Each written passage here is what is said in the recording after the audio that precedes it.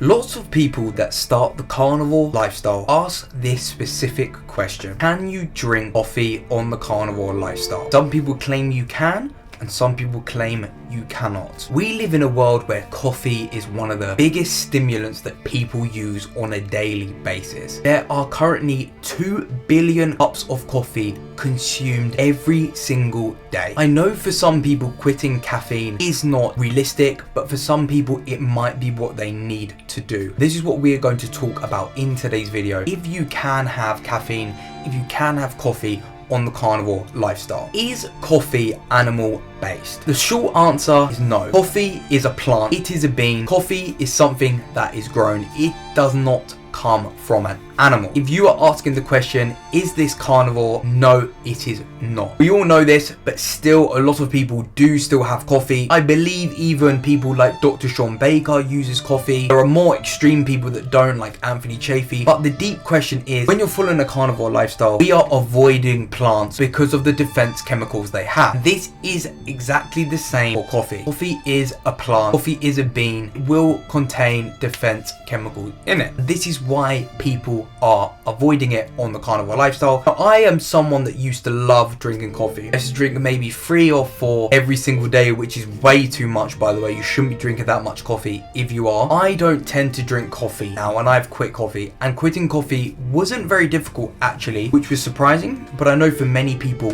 it will be. We can talk about the people that can drink coffee and the people that cannot. People that can drink coffee, someone's healthy if they find that they do not get overstimulated when they are drinking coffee. Overstimulated is they're not so adrenaline, they don't feel so on edge, they don't feel massive anxiety when drinking it. When I used to drink coffee, I used to shake, my hands used to shake, I used to have so much adrenaline to the point that it started to cause me health issues. I had to quit this for that specific reason. But if you find that you do not have that effect on coffee, then that's absolutely fine. People that are not using it to get an energy boost. Yes, coffee is meant for an energy boost. You're using coffee all day long to help with your low energy levels. If you are having low energy levels, it's probably a sign that there is something else going on in your body that needs to be resolved. So you shouldn't just be throwing caffeine on top of it to improve your energy. The people that are healthy in that aspect, yes, that might be fine to drink some coffee. Someone that has a healthy gut microbiome, if your stomach is in a really good place, you have really good energy levels, you have no problems with your stomach, then you are fine to drink coffee if you like. To drink coffee, you just need to be a healthy person in general and not have any issues that need to be resolved. Maybe like an autoimmune disease or anything along that line. You shouldn't really be drinking coffee because caffeine could actually be the reason you are not healing. For me, definitely, I had a problem with my adrenals, which is too much stress, and having coffee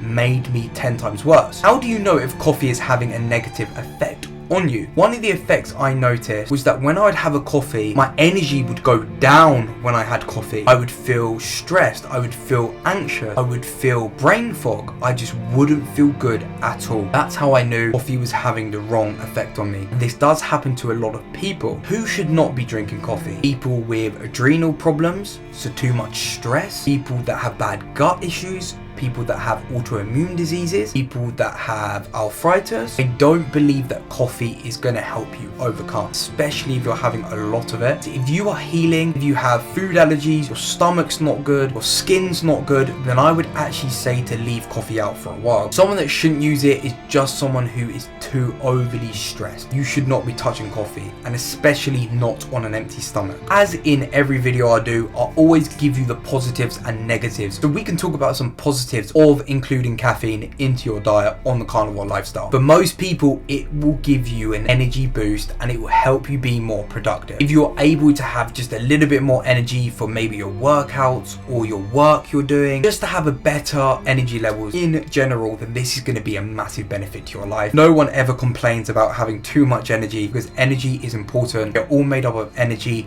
and we are just transferring energy throughout the day. So the more we can have, the better. The second one is it helps with your appetite. If you are trying to lose weight, this is going to be great because we all know that coffee blunts your hunger. I don't mean a coffee with whipped cream and sugars and this in. I mean just a black coffee is going to really help suppress your appetite, and it's going to help you massively with weight. When I was originally on my weight loss journey, it would help me so much having a black coffee. It helped me so much, especially in my fasting periods. Fasting became so much more easy because I could have a coffee and it would blunt my hunger. How I knew that coffee wasn't working well is that it stopped blunting my hunger and it made me hungrier. When I would start to drink coffee, maybe a year ago, I would be so much more hungry after having a coffee. And this is how I knew that coffee wasn't working for me the way it needed to. And the other one is mental alertness. When you have a coffee, you feel so mentally alert. That is because it's raising your cortisol and it's raising your adrenaline. When your adrenaline is high, your focus is high,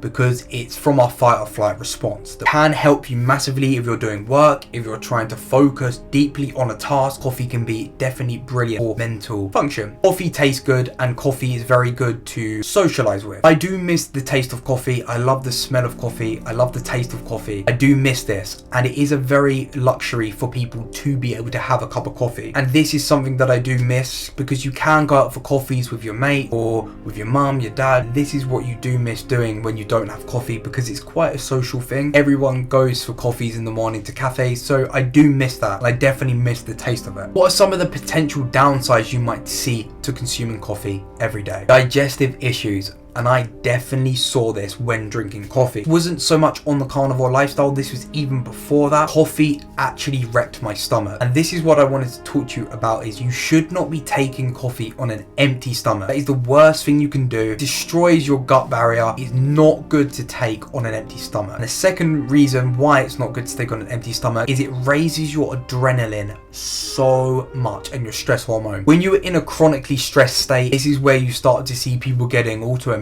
diseases, health problems, and when you have a coffee, you are shaking, you are in such a fight or flight response. This can completely mess your nervous system up, and this is exactly what happened to me. I'm still dealing with certain nervous system problems from when I used to overuse caffeine. If you really overuse it for many years, it can cause stuff like adrenal fatigue, which is where your cortisol is basically raised too much and your nervous system is completely messed up. You do not want to get to a state like that. If I could go back, I would have made these changes earlier. If you find that you're having nervous system problems or stressed all the time, do not be using coffee, because it's gonna exacerbate the symptoms you're having and the way you're feeling. Someone that has mental health problems. If you are already dealing with massive anxiety, maybe from your life or the foods you're eating, gut problems you've got, having a cup of anxiety is not gonna help you feel better, it's gonna help you feel worse. Don't fight anxiety by giving it more anxiety, something that's going to trigger your fight or flight response. You want to calm down your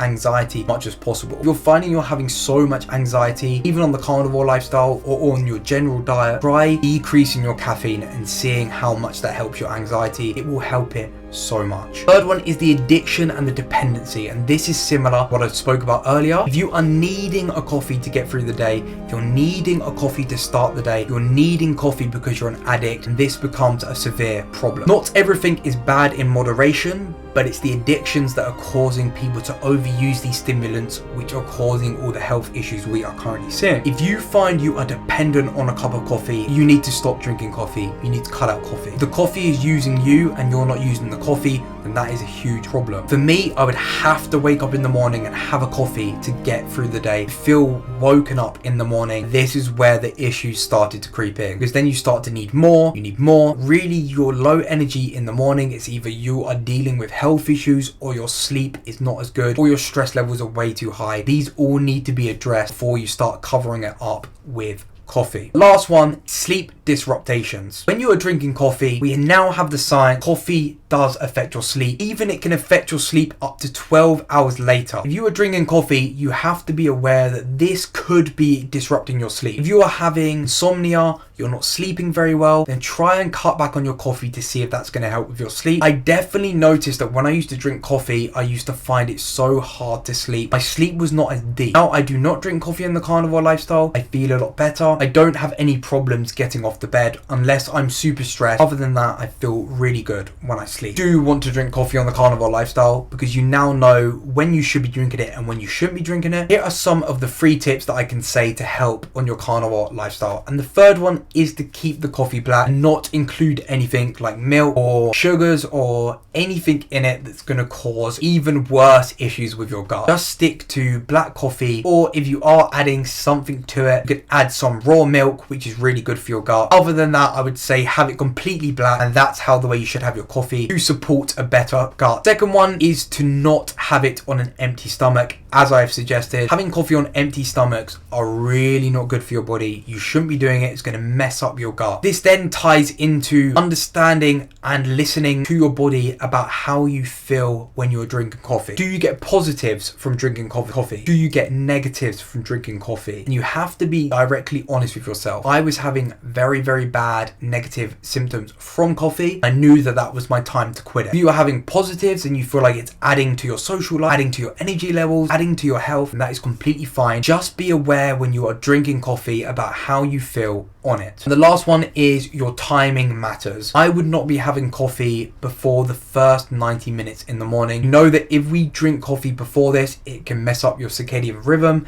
can mess up your hormone levels, it can cause you to have afternoon crashes throughout the day. Wait at least 90 minutes to have your cup of coffee in the morning if you are going to it. And just, I would say, limit your coffee intake to the minimal that you need to feel good. If you need a litre of coffee to feel good, then it's probably not working well for you. If you need like 200 milliliters of coffee and you feel amazing on it, good, and it's showing that your body is reacting to the caffeine probably the way it should be. You shouldn't need loads of it to feel the effects of it. If you have never cut out coffee, then it might be worth taking a break so that maybe you do get the benefits of coffee. If you are too immune to it, then you're not going to get the benefits you want to see. But for me personally, I believe that for now, cutting coffee out is the right thing to do for me. And it's probably the right thing to do for a lot of people healing. Especially if you're healing your nervous system, autoimmune diseases, then this is what you need to do. Please like, subscribe, and I'll catch you in the next one.